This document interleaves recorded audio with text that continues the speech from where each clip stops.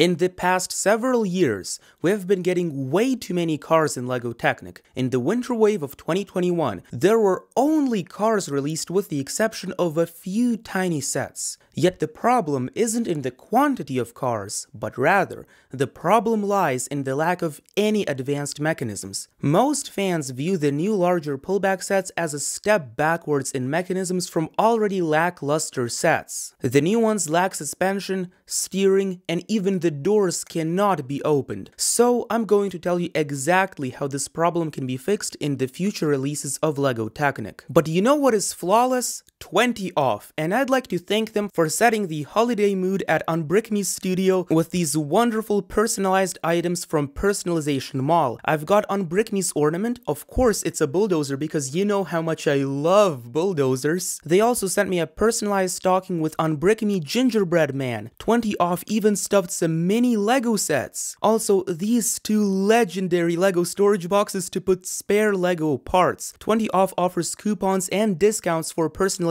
Mall and hundreds of other stores. Currently, you can take 25% off at Personalization Mall with a special code. Go to 20off.com and get your coupon now. But no pressure. No pressure. Would simply releasing less cars and more construction equipment immediately fix the issue?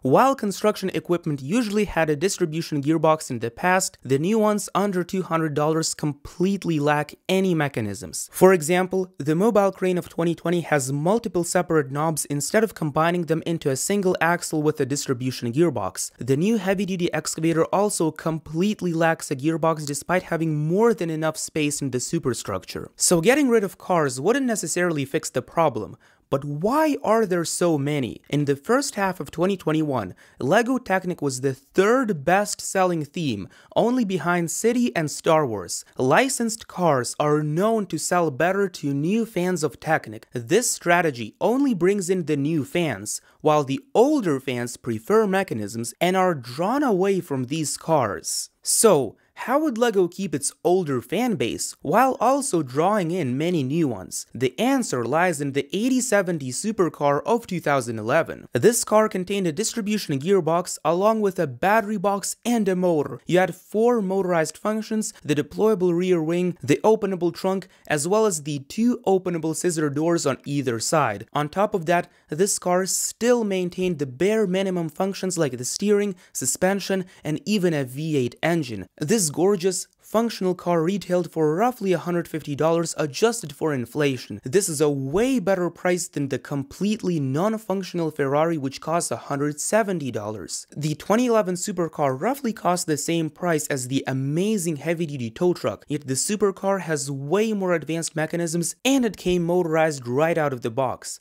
The supercar achieved that with only 1,281 pieces, which is nearly 400 less than the Ferrari. So why does the Ferrari have so many more pieces with barely any functionality? In the past few years, LEGO Technic began prioritizing looks over functions. As the aesthetics go up, the functions relative to the piece count go down. The 2011 supercar still looks very good while offering a lot more functions for its relatively few pieces. So in order for LEGO Technic to fix its car problem, it needs to do 2 things. First, all the cars under $200 absolutely positively have to take inspiration from the old supercar, meaning the cars must have a distribution gearbox to control all the functions. Personally, I think that the distribution gearbox should be prioritized over a transmission. They're way more fun to use and are perfect for motorization since only one motor can control 4 functions and maybe more. LEGO Technic is a fantastic theme, and if you'd like to uncover all its secrets,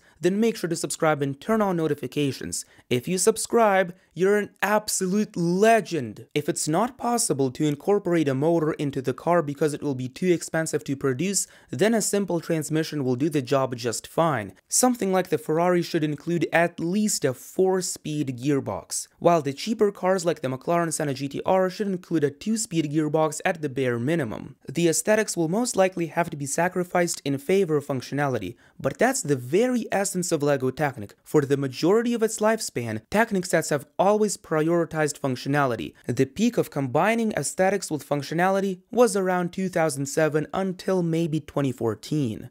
Look at all these sets. They look beautiful, yet each of them have phenomenal functions. Over-the-top decoration with LEGO Technic pieces is completely unnecessary, it increases the price, and most importantly, sacrifices functionality. Incorporating gearboxes and sacrificing looks in favor of functionality is the best way to fix the car problem of LEGO Technic. Do you agree with my proposed ways to fix the problem, or is there a better way? If you would like to know how to fix the Control Plus system, then click on the video right over here. This is your Unbricking here, and I'll see you in the next one.